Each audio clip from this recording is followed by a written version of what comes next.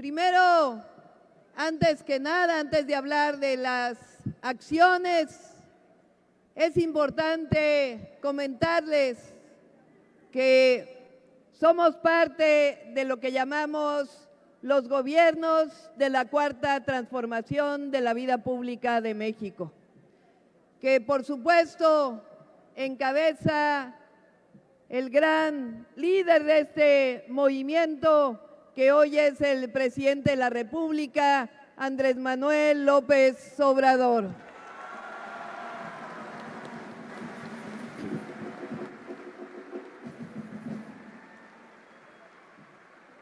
Y vale la pena preguntarles si ustedes saben por qué hablamos de la Cuarta Transformación de la Vida Pública. A ver, levanten la mano quien saben por qué se llama la Cuarta Transformación. Miren, no son muchos. ¿Qué es la primera transformación de la vida pública? ¿Cuál fue la primera transformación en nuestro país? La independencia. Acabamos de cumplir la consumación de la independencia, los 200 años.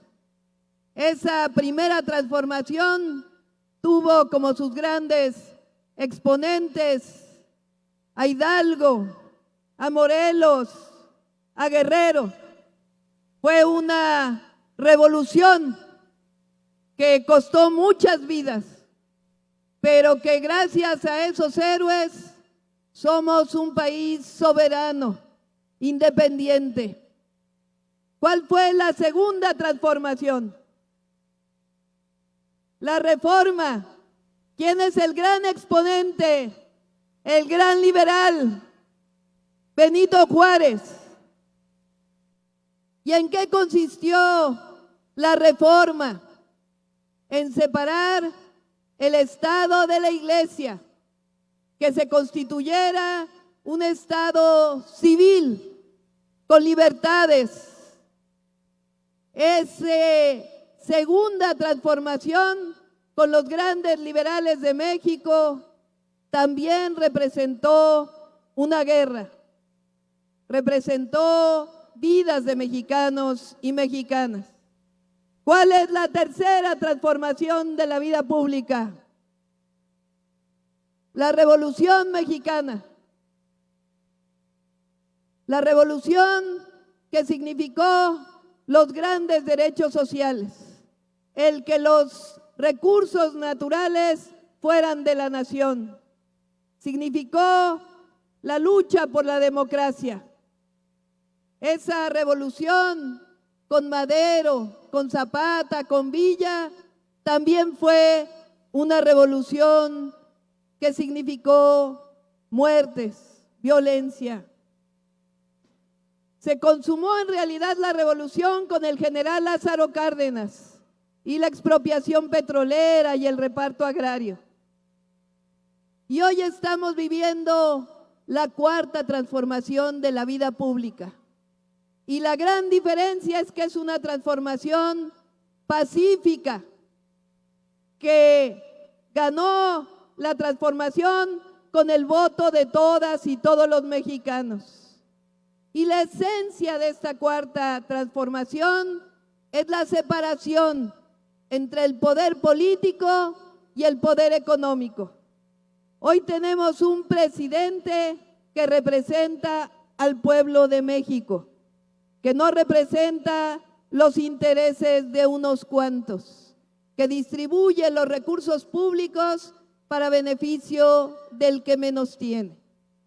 Y esa cuarta transformación y lo que hemos hecho en la ciudad y lo que representamos los gobiernos de la cuarta transformación, tenemos principios, tenemos bases con las cuales hacemos gobierno. No es cualquier gobierno, no es cualquier acción. Tenemos principios que el presidente el 27 de noviembre en el Zócalo de la Ciudad de México llamó a esos principios el humanismo mexicano.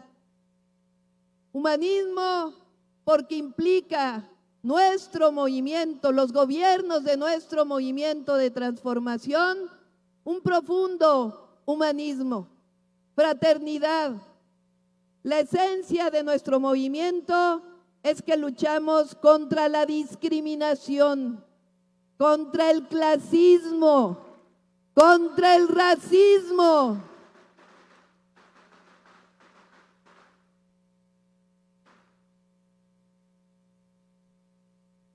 Y luchamos también para que quien menos tiene tenga las posibilidades de una vida digna.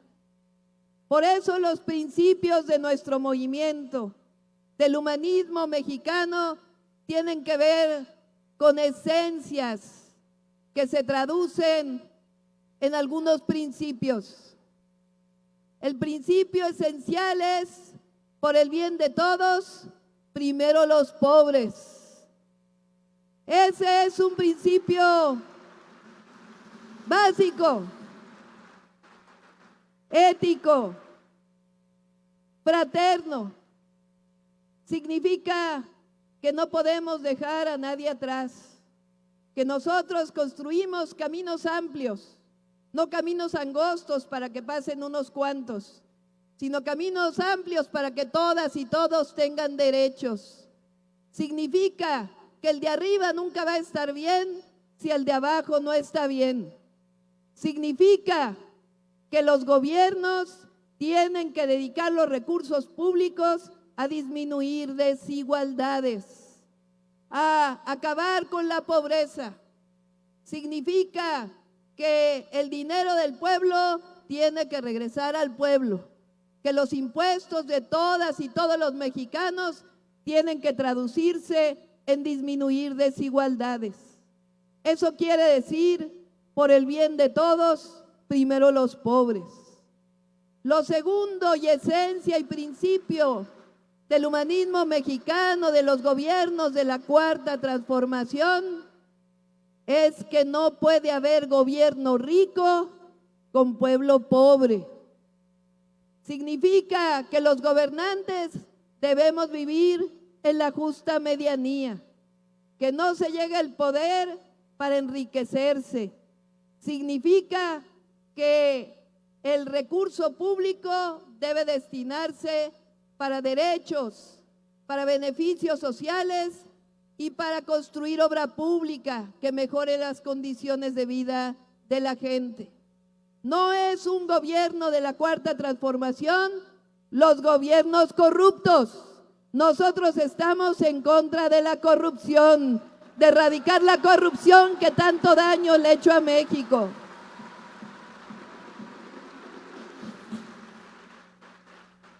No es un gobierno de la Cuarta Transformación aquel que utiliza los recursos para comprarse camionetas, para remodelar sus oficinas, para contratar ayudantes. No, el recurso es para la gente.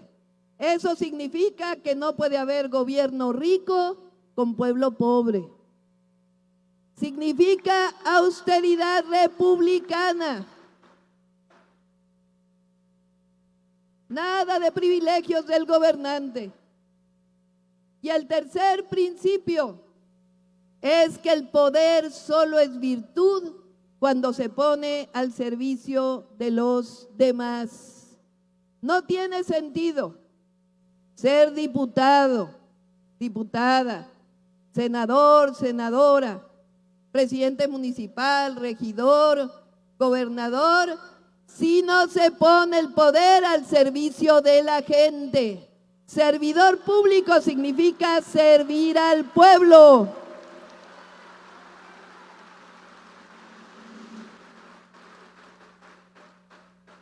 Cuando hablamos de la Cuarta Transformación y de la continuidad de la Cuarta Transformación, significa eso.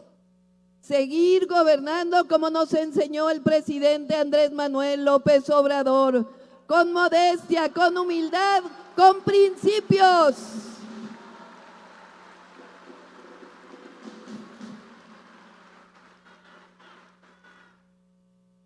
esa es la manera en la que hemos gobernado en la ciudad. Nosotros acabamos de cumplir 4 años al frente del gobierno de la Ciudad de México y hemos buscado gobernar siempre con esos principios, cerca de la gente, muy poco en el escritorio y más en el territorio, cercanos a la ciudadanía.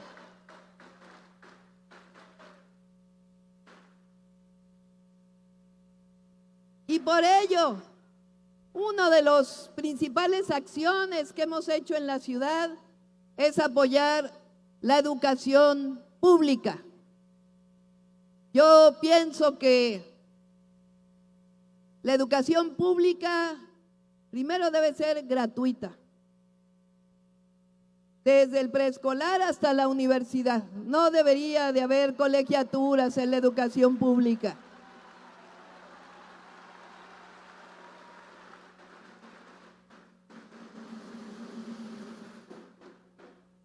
¿Qué hemos hecho en la Ciudad de México? Primero, estamos apoyando a todos los niños y niñas de la ciudad. Les platico, cuando llegamos al gobierno de la Ciudad de México, había una beca en la escuela pública de educación básica. Se llamaba Niños Talento y se le daba apoyo a quien, un pequeño apoyo a quien tenía 9 y 10 de promedio. Supuestamente porque los niños se iban a procurar más, a trabajar más para tener una buena calificación. Pero en realidad, un niño o una niña que no tiene una buena calificación no es necesariamente por su responsabilidad. Claro que hay que echarle ganas a la educación, pero un niño que no llega desayunado a la escuela, pues no tiene la misma posibilidad que el que llega desayunado a la escuela. O el que tiene problemas en la casa, pues a lo mejor no tiene la misma capacidad de aprender que el que no tiene problemas en su casa. Y castigarlo por no tener beca, por esa condición, pues lo único que provoca es desigualdad. Esa beca provocó muchas desigualdades en el salón de clase, entre el niño que tenía beca y el que no tenía beca. Como no estuvimos de acuerdo, teníamos de dos: o quitar la beca o hacerla para todos y para todas. E hicimos un programa de austeridad republicana, es decir, apretarle más el cinturón al gobierno. Y con ello todos los niños y niñas de la ciudad, de preescolar a secundaria, que estudian en escuela pública, tienen una beca mensual, todos.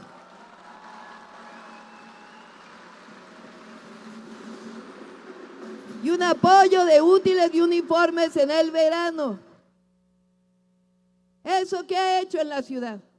Primero, apoyar a las familias. Segundo, apoyar a las mujeres, porque aunque no debería ser así, las mujeres somos las que dedicamos más tiempo a apoyar a nuestros hijos, le dedicamos más tiempo a los hijos, a las hijas. Y si hay un recurso adicional, pues es un apoyo también para las mujeres. Y al mismo tiempo, apoya la educación pública, porque la mejor de todas las educaciones debe ser la educación pública. Quien tiene recursos, que pague la educación privada. Pero el Estado y los gobiernos debemos de encargarnos que la educación pública sea la mejor de todas. Y aprovecho para saludar aquí a los maestros de educación básica que están aquí con nosotros.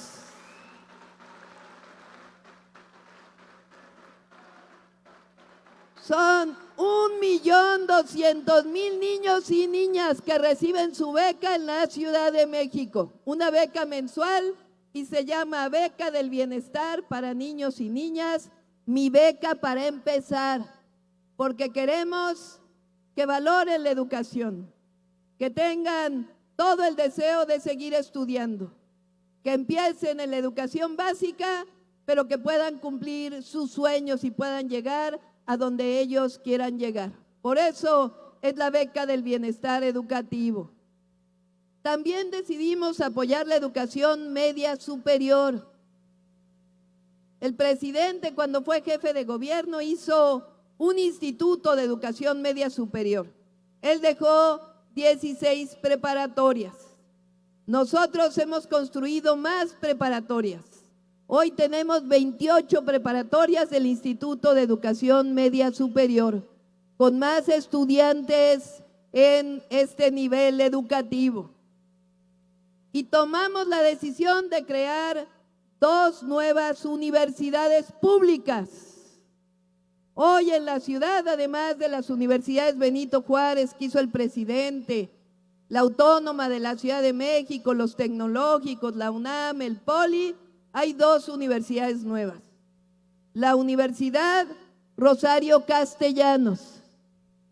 Hoy son, en 3 años, después de 3 años, 37,000 jóvenes que tienen el derecho a la educación, porque cualquier joven que acabe la prepa y tenga deseos de estudiar la universidad, debe seguir estudiando.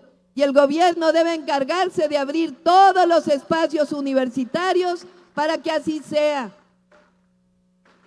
Son 22 carreras, maestrías, doctorados, especialidades. Y la otra universidad que creamos se llama la Universidad de la Salud. Ahí en esa universidad estudian jóvenes de todo el país, de todo el país. Son casi 3,000 jóvenes que están en la escuela de enfermería y en la escuela de medicina. Ya está por salir la primera generación. ¿Saben cuánto cuesta entrar a la universidad? 0 pesos, son gratuitas, porque la educación es un derecho. Nos hicieron pensar durante años que la educación era un privilegio, que si los jóvenes no pasaban el examen de admisión era porque no tenían las capacidades para estudiar la universidad. Pero en realidad, con todo y las universidades que ha hecho el presidente Andrés Manuel López Obrador, fueron tantos años de abandono que todavía hace falta seguir apoyando a la universidad, a los estudios universitarios, para que ningún joven se quede sin educación. Educación gratuita y de calidad para que nuestros jóvenes puedan seguir avanzando. La educación ayuda a las personas, nos fortalece como personas, pero sobre todo la educación transforma las naciones. Si hay educación pública, entonces las naciones se transforman. Por eso, para nosotros la educación es un derecho, no es un privilegio. De igual manera, decidimos apoyar la salud pública. Construimos 3 hospitales generales en 4 años. Aún con todo y la pandemia, construimos hospitales generales y fortalecimos el primer nivel de salud, y ahora vamos al programa IMSS Bienestar que está promoviendo el presidente de la República. De igual forma, estamos apoyando la vivienda popular, la vivienda social. Son más de 85,000 acciones de vivienda que hemos hecho para vivienda social en la ciudad, además de apoyar a todos los que se quedaron sin vivienda en el sismo del 2017. Ese es parte de los programas de los derechos básicos: el derecho a la educación, el derecho a la salud, el derecho a la vivienda. Y hemos decidido invertir también en transporte público. Si han ido a la ciudad, saben que uno de los grandes problemas es el transporte público. Construimos los 2 teleféricos más grandes de todo el mundo como transporte público, de más de 10 kilómetros. Esos teleféricos le llamamos el sistema cablebús. Es un sistema público del gobierno de la ciudad y tiene dos características que pienso yo que es fundamental en el transporte público: ser accesible, no contaminante, pero además son programas, proyectos de justicia social, porque van de las zonas más pobres de la ciudad al metro de la Ciudad de México y tiene un costo de 7 pesos nada más.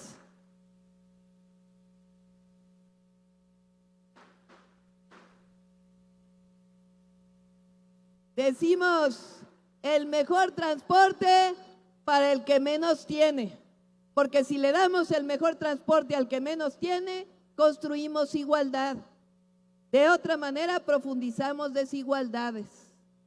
Igual hicimos un segundo piso, pero no para coches, para trolebuses. También en la alcaldía, en el municipio, aunque allá en la ciudad se llaman alcaldías, que tiene el mayor número de habitantes.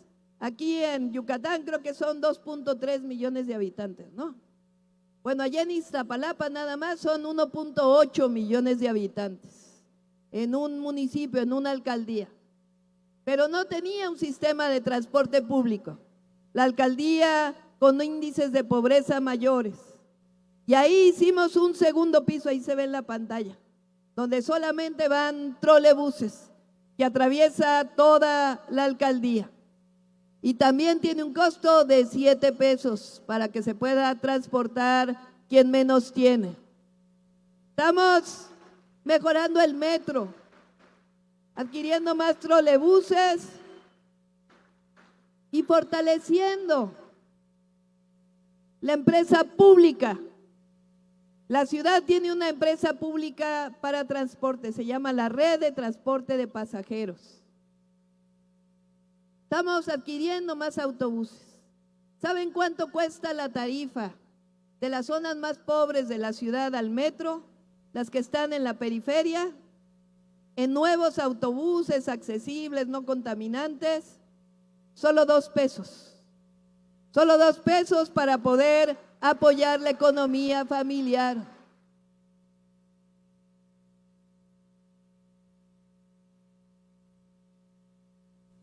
Igual estamos haciendo obras de infraestructura en agua potable, en drenaje.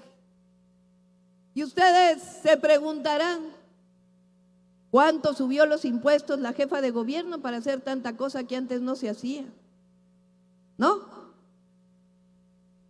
Pues cero, no subimos nada los impuestos, tampoco los derechos, y vamos a entregar una ciudad menos endeudada de la que recibimos. ¿Por qué se pueden dar becas a los niños y a las niñas, hacer universidades, invertir en transporte público, subsidiar la tarifa, invertir en agua, invertir en drenaje, invertir en caminos? ¿Por qué se puede hacer tanto? Porque no hay corrupción, porque no hay privilegios. Aplicamos la austeridad republicana como principio.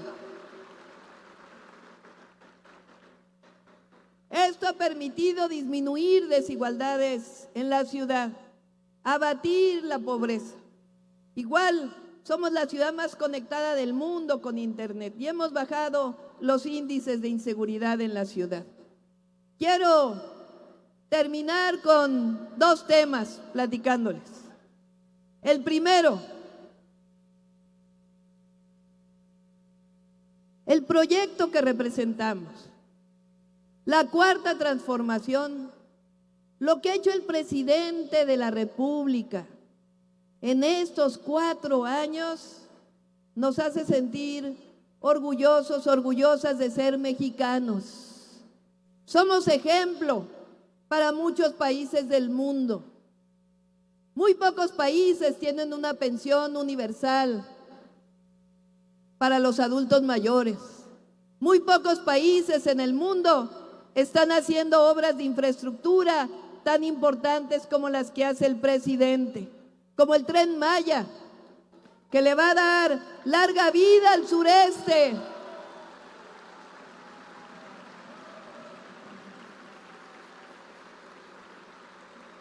Una obra inimaginable de hacerla en medio de una crisis económica, de la pandemia. Y la va a terminar el presidente de la República. Y la va a consolidar quien siga después del presidente de la República. Porque son obras de la Cuarta Transformación.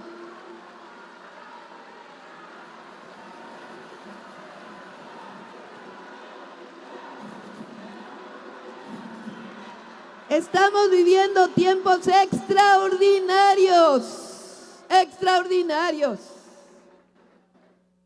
que le vamos a contar a nuestros hijos, a nuestros nietos, a nuestros bisnietos, así como nuestros abuelos, en mi caso fueron quienes dieron apoyo para la expropiación petrolera, como todas las familias de México, y eso me hace sentir orgullosa.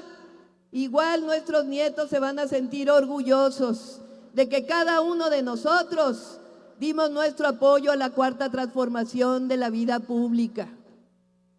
Y lo último que quiero platicarles es que en la ciudad también hemos apoyado mucho a las mujeres, porque la violencia contra las mujeres es parte de una historia de desigualdad. No surge en un día, es parte de una historia de desigualdad. Nosotros, por ejemplo, hicimos una ley en la ciudad para que las mujeres que son violentadas no solo se les dé un refugio, si así ellas lo deciden, sino que ellas deben quedarse en el hogar. Y quien debe salir es el agresor. Se llama el agresor sale de casa. La mujer se le protege con los hijos,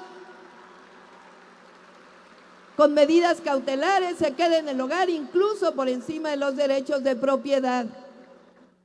Porque hay que apoyar a las mujeres.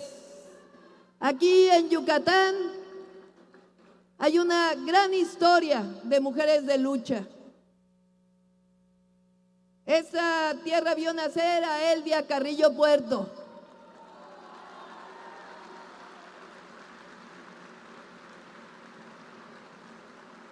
Que aún después del asesinato de su hermano, siguió luchando.